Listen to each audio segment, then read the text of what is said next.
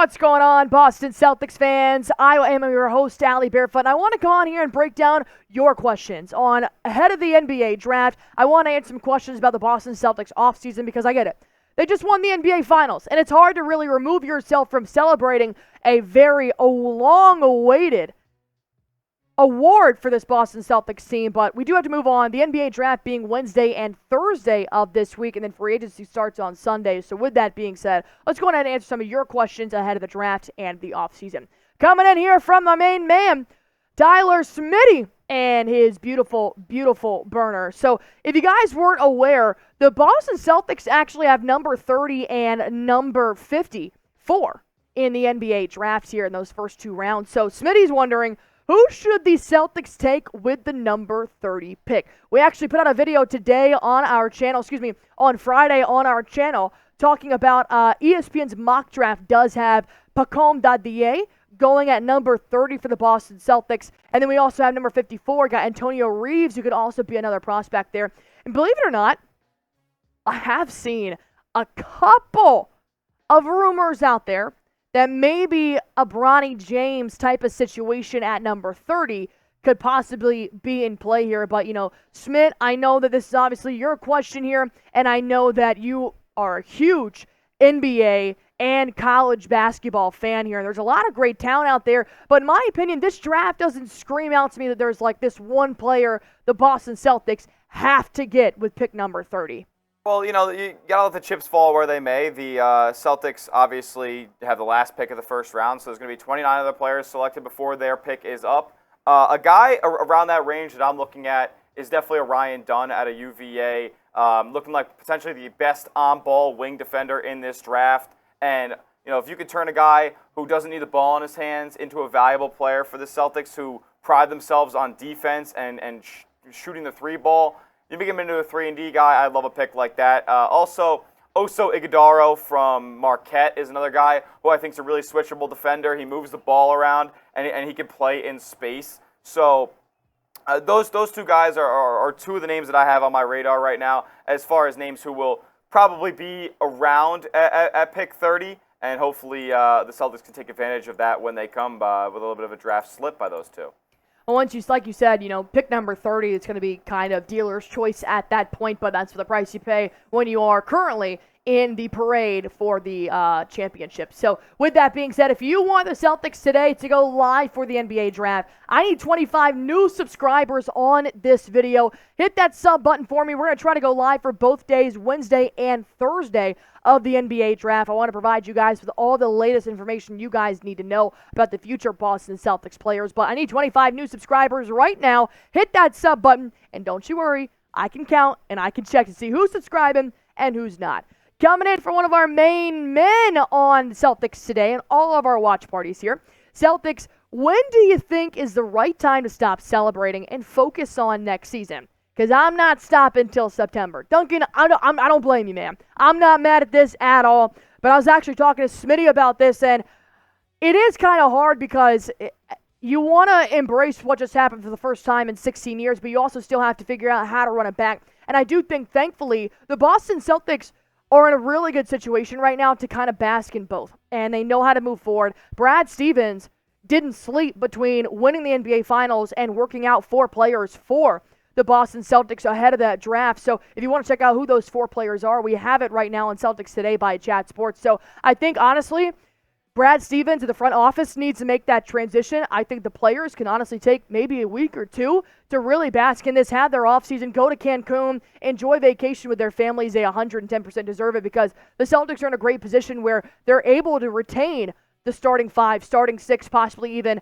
the top 7 of this Boston Celtics basketball team. So do not get it twisted. Brad Stevens never sleeps.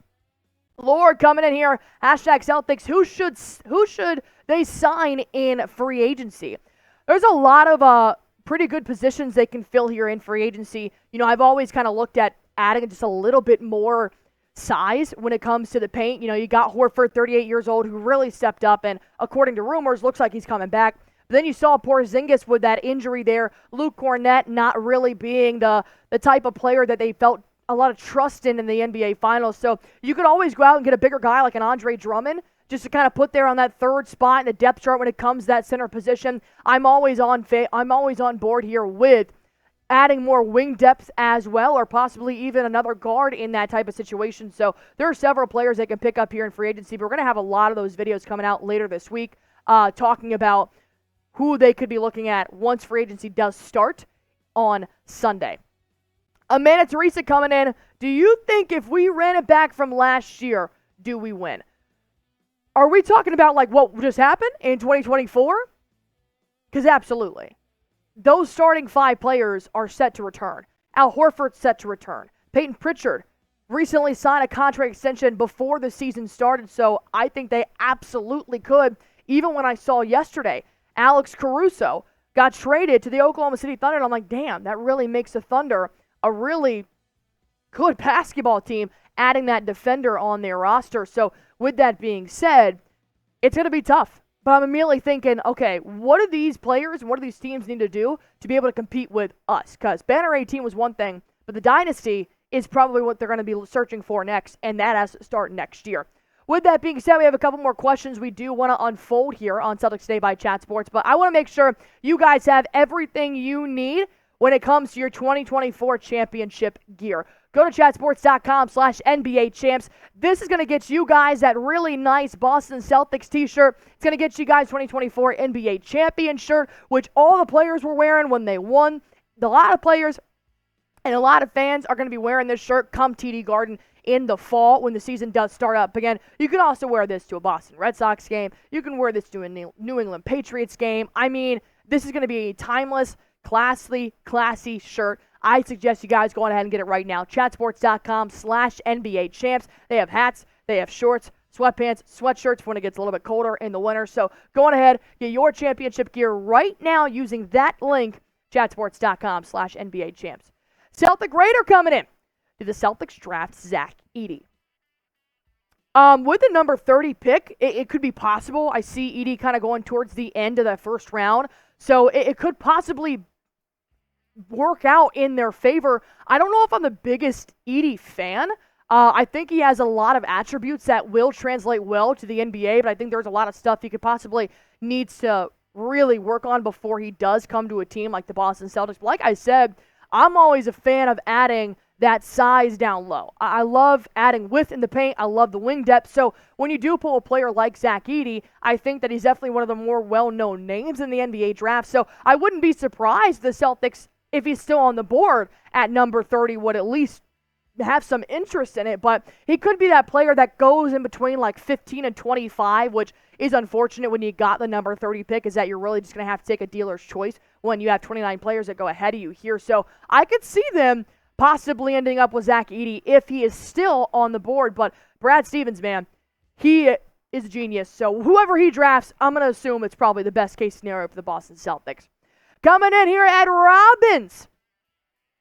Who do we need to re-sign and who will not sign out of the list? Unfortunately, I don't see the Boston Celtics re-signing Luke Cornett. I just don't know if this is a player that they want to keep in the future. I'm not sure. You know, him entering free agency. You have Sam Hauser entering free agency as well. Same with Svi Mykhailiuk. Honestly, I could see the Celtics not re-signing any of those players. If I were to re-sign somebody, I would re-sign Sam Hauser. I think that his defense and the catch-and-shoot ability is just unparalleled. And I do think he's one of those players that if you do give up, he's going to be a huge resource on any other team. So hopefully, I think we re-sign Sam Hauser, but I don't see us re-signing Luke Cornett, which is a little unfortunate here, but, that is the business. Excuse me. Celtic Raider coming in. What are positions of need for the Celtics after winning? What do we need to get better at? I primarily look at, you're going to look at wing depth, you're going to look at center depth, and you're going to look at shooting guard depth. That's kind of where I'm at because right now you got Derek White at that shooting guard position, then you have Sam Hauser. And with Sam Hauser entering free agency and there's no guarantee they're going to end up re-signing him or keeping him on the roster, they're going to have to really be searching pretty hard in free agency or a trade to be able to refill that shooting guard position. I love the wing depth position. You got Jaylen Brown and Jason Tatum in there as well, but then it kind of falls off after that. And then, like I said, if you don't re-sign Luke Cornett, then you got Porzingis and Al Horford. But we just saw the negative side of Porzingis, and that is injury. So when you have somebody like that, Al Horford played tremendous, but then you also got Xavier Tillman, who's entering free agency as well. So there's going to be a lot of moving parts here, but the good news is that most of this is just role players that they're going to have to try to weed in and weed out here. And the starting five seems to be pretty stable. I got a question here for you guys.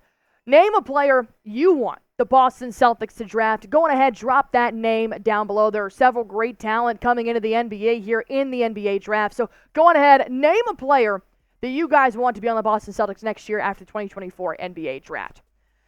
Coming in here from Allie's burner, what position should Brad Stevens prioritize at the draft? Like I said, just once more, I'm always a huge fan of adding more size. I love the paint position. I'm getting a little worried about Al Horford being 38 years old. He'll turn 39 in the season, and they will Porzingis with injury. So if I'm Brad Stevens, I'm looking at the big guys. I'm looking at those young, athletic, humongous guys. You got to look at Brandon Podziemski and Trey Jackson-Davis. Those were two players that immediately came in and made an impact off the bench for the Golden State Warriors. Even Podziemski and Trey Jackson-Davis starting for the Warriors at some point in this season. So if they can end up getting a nice 6'7" between 6'9" player that's got a good width on him, great on-ball defender, I mean, I think you're going to end up really winning this draft at pick number 30 if you get some size that can go down low.